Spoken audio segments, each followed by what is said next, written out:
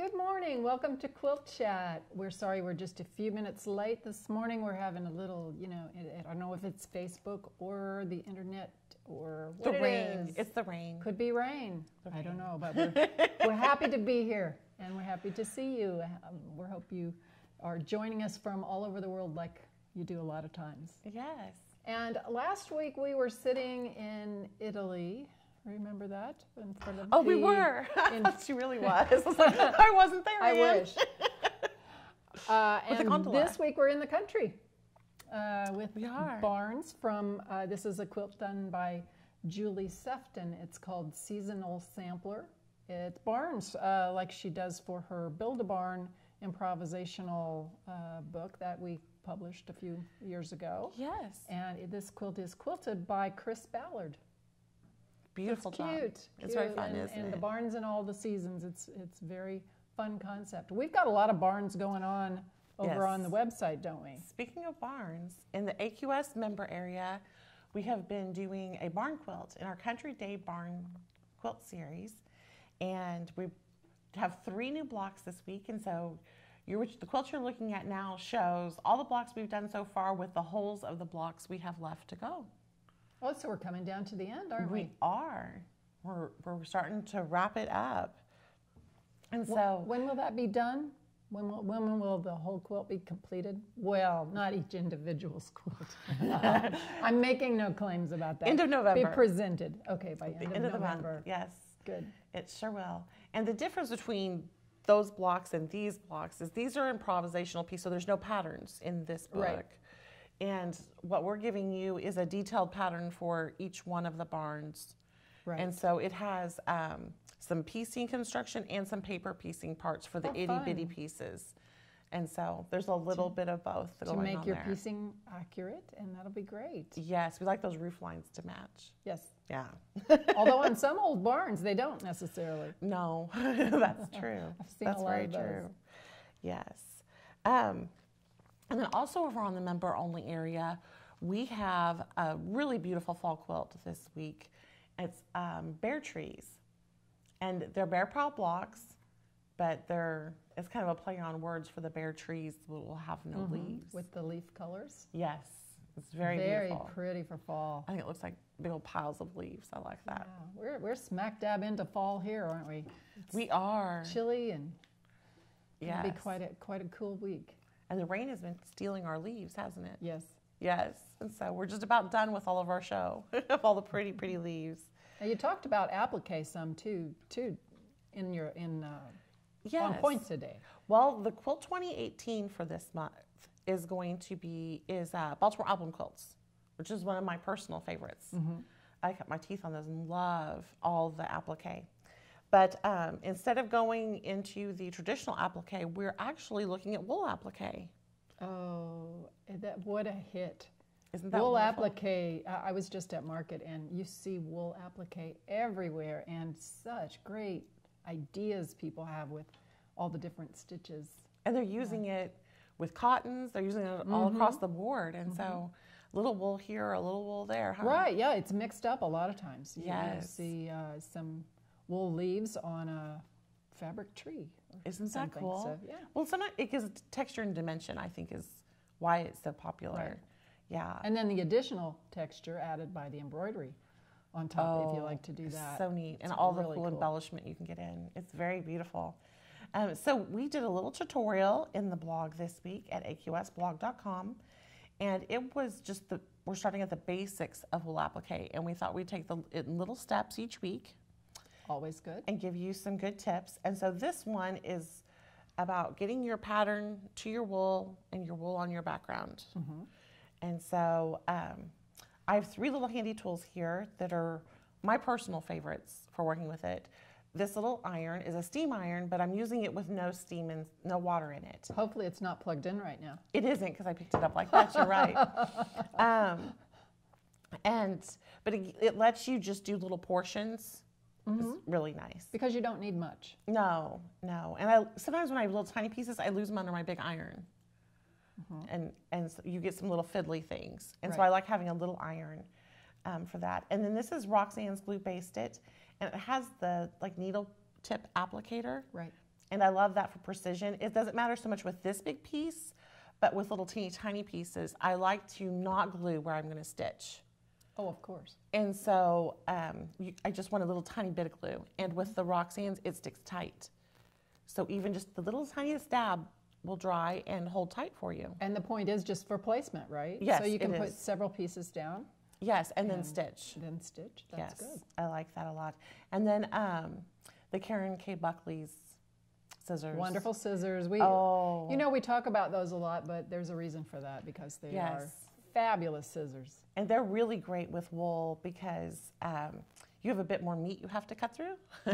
Right. And they remain just as accurate. Yeah, because of that gripper edge that they have. Yes, and if you're worried about the paper, because we do cut freezer paper with it, her orange-handled set is the one that has the steel blades that can be sharpened and... Oh, good to know. Not serrated blades, that's what I meant to say. They're not serrated, Yes. so you can just sharpen those out. Try not to cut your paper with your fabric scissors. That's, Right. I think, is that maybe #1 rule of quilting? All That's quilt one room, of them. all One quilt of them. studios, yes. Yeah. We get violent when our scissors are used inappropriately. Goodness, so what we have here is we have freezer paper, and freezer paper has a shiny side and a dull side. And the shiny side is what you iron to the fabric, and the dull side is where you draw the pattern. And you cut it out around the outside of the line, so that way whenever you iron it to the side of the wool that you want to be showing, Right. so it's not like fused Front side up. applique, it's front side up. So you've started with your larger piece of the wool, and Yes. then you put the freezer paper shiny side down on That's top right. of that with the traced design on Just it. trimmed out, so that way you have the cut line still Right. showing. So you're moving into this is what it looks like with just the freezer paper piece Yes. on the piece of applique. On the piece of applique. So it's all trimmed out here, and you can leave the freezer paper on, or you can take it off. With the bigger pieces, I don't mind taking it off. You know, I read a tip actually just yesterday about that, and it suggested that you don't want to take it off immediately necessarily, but if you take it off pretty soon, it will keep the raveling down around the edges. So if you're working with wovens, if you get that freezer paper off a little sooner rather than later, rather than leaving them on for a long time, you'll cut down the raveling. Yes. And a lot of times I will note any embellishment I want to do. So if I wanted to put veins on the pumpkin, maybe, I would note it on this, and that would remind me when I went to stitch it. Sure. It would just sit there as a little reminder that I was going to put those in. But you can remove this or leave it. And then all I did, and you'll notice I've got a cotton background, and like we discussed, that's really common for us to use all different kinds of backgrounds. You don't have to put wool on wool. Matter of fact, a lot of times that gets really heavy. Right. And so a wool and a woven are really nice together to make it look homespun if you want that look. And I just used a little tiny dot of glue, and I wanted to show, we especially left this to dry, but I wanted to show, I mean, it sticks. It's not And like that's just your one little dot. But I it's did plenty. one tiny dot and let it dry. And so that's instead of pinning. Right. And so the pinning's not going to distort the wool or wear holes in it as I work at all. And most importantly, it's not going to poke me. Right, while you're working with it. It's aggravating. Quick. And you're not gumming up the whole back, the whole interior of all those pieces. No. And That's good. I want all the stitching free. So that way. And the really cool thing about the Roxanne's glue is just a little bit of water makes it go away. And so if I'm worried about that still sticking, I can just moisten it from the backside. Oh, very It'll nice. detach. And it's done. So if you make a mistake, it's okay. Yeah, it can come right off. I'm pretty excited to see Paulette Dumont, Oh, yes. Aline, Hi. and Natasha Bugarin. A couple of our big winners are watching today. That's That is awesome. And we've got wonderful. Frances It's great to from have you with us. Swaziland. Woo. How cool is that? That is so And Nancy. neat. And I don't know if there are others. We didn't see maybe the beginning ones, but hello to everybody who's Yes. watching. Welcome. Thank you for joining us. That is right. And so you mentioned you went to market. I did. Yes. What can you tell me? Well, you know what everybody says, what's the coolest thing you saw? And there are so many neat things at Quilt Market now, which I know that a lot of people are going to be seeing even cooler things probably at festival as the retail opportunities open up. Yes. But Quilt Market is for the wholesale buyers, for the shops and such.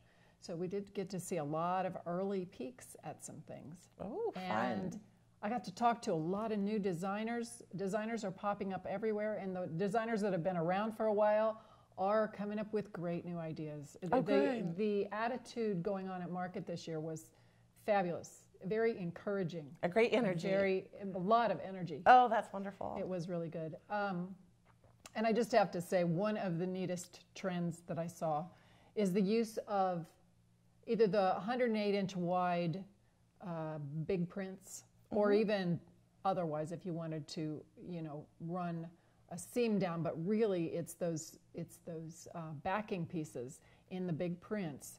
People are starting to do some very inventive machine quilting within those spaces. So they're treating it like a whole cloth quilt. Treating it like a whole cloth quilt, and it's neat. Oh, that's I so liked fun. it a lot. I saw that, and even in not such a huge quilt, the smaller quilts too. You can do some really cool designs. So think about your fabric in other ways. You maybe don't have to piece it at all. You can just start quilting and just start quilting. Quilt up that print. And oh, that's a beautiful idea. I was especially impressed. Tula has a new backing fabric that is incredible. Cool. Incredible. Oh, that's so fun to get to see all the neat things.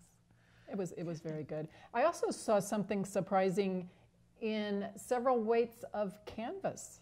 Oh. Quiltable canvas. Quiltable canvas. Yes, and even, went all the way from kind of a heavy, nubbier canvas down to, I believe it was a 6-ounce canvas, that it was almost as thin as a regular quilting cotton.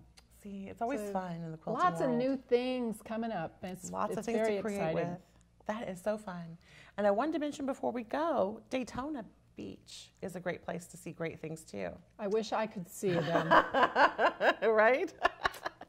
Yes. Someday I'm going to get down there. It's going to be great. It will be. And but it will be great, and we hope that you can come. Yes, the Daytona Beach show is open for registration for everyone. So please go and register. And a little tip from our ladies over in the registration department was, whenever you're registering, if you wanted to go to QuiltWeek.com and shop for your classes first and write down the little numbers, and then whenever you go to register, you have your numbers for your classes all ready to go to pop in there. Because if you shop while you're registering, you get timed out after 20 minutes. Oh, good point. And then you have to start over. Very good So point. if you got your classes all written down, you can just pop them right in. And that makes it really easy. And the sooner the better, because a lot of classes sell out. And Yes. the instructors for Daytona Beach are Fantastic. fabulous. Yes. It's going to be a wonderful show. Not to mention the beach. Right. Yes. Well, we would like to thank you all for joining us today. It has been lovely. We miss Bonnie, and we look forward to seeing her again sometime soon. Yeah, she'll be back. I know she will. Yes. Well, thank you for joining us, and you guys have a great week. Bye-bye.